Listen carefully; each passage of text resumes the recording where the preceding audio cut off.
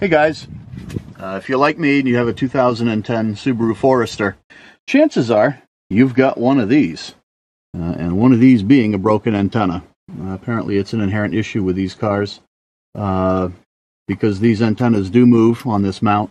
People tend to brush snow and ice off and or put plywood on their cars or haul something, and they break. Apparently the 2010 is like a unicorn car too. I think Subaru made about 18 of these cars that year, because there's no information on how to do anything to them. Up through 2009, not an issue. 2011 and forward, not an issue. But on YouTube, I've seen several people requesting information on what to do with a broken antenna. Doing some research, I found that there really is no aftermarket solution to this problem. So buying the new mount is the solution, and it cost me about 115 bucks or so for this, and that's just what you get. I've seen them as high as 150 and as cheap as about 100 bucks. So it'll take you 15-20 minutes to do this, maybe a half an hour. Not a big job, and you don't need a lot of tools. You're going to need a Phillips screwdriver. You might need a magnet tool. Maybe not, hopefully not. You'll need one of these for removing trim clips or trim clips from your plastics.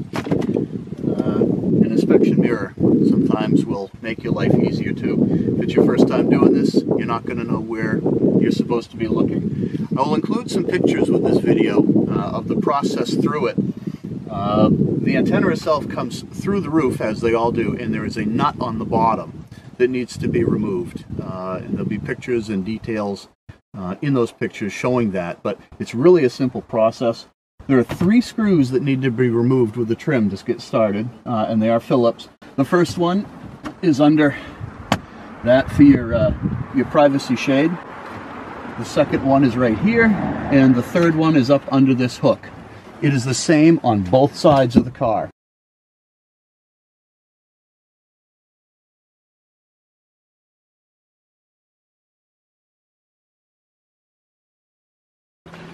Remove those screws.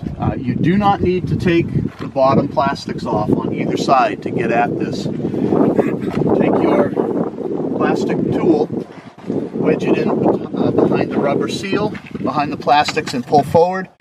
You may need your plastic clip tool. You may not. It may just pop off. If you pop that off, that is what it's going to look like in there. Once that's done, do the other side. Again, it looks very much the same. Very simple procedure, and not hard to do. I would recommend doing it on a warm day. If it's 20 below, these plastics are probably going to be really brittle, and your $100 replacement could be a $500 replacement fairly fast. Once the 2 side plastics are loose, they have some flex and some play here. The next step is to wedge your plastic tool into here, and as you pull this down, which I've already done, you'll see 3 plastic retaining clips, and that's what actually holds this whole thing up. Don't try and separate the headliner from this plastic. There's no need to do that.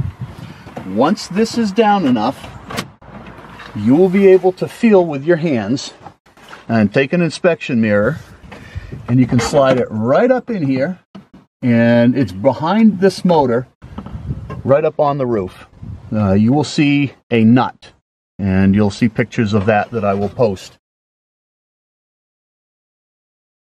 You need to remove the nut from the base of the antenna mount, and that pretty much completes that. Follow this wiring back, and you can see here, black wire. This wire right here is the one that goes to the antenna. There's a plastic clip up there that holds this in. If you follow this back, there's your connector for that antenna mount. Remove that, and the whole mount will pop right out. And this is what you end up with. This is the plastic retainer that holds that cable up there. This is the base of the mount that the nut goes over, and there's a piton in the nut that slides up into this channel and allows you to tighten that down. And that just drops right back into that. Very simple procedure. Once you've got it opened up, it's about 15 minutes to do that and put it back together. Putting it back together is just the opposite of taking it apart. This plastic will go up, the side plastics will go up, return 3 screws here, return the 3 screws there, and the job is done. What I would do is turn your car on, put your radio on, and make sure that you actually have decent reception. When I did mine, I purchased an aftermarket antenna. I live on the fringes of radio signal here, so more antenna gives me better coverage. So much longer antenna. I think it was about $15, and I'll include a link to where you can purchase that.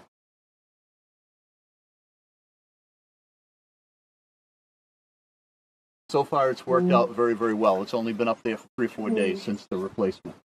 So anyway, I hope this helps anybody who actually wants to do that. I wish there was a cheaper solution, but I haven't been able to find one. Anyway, feel free to comment, and thanks for watching.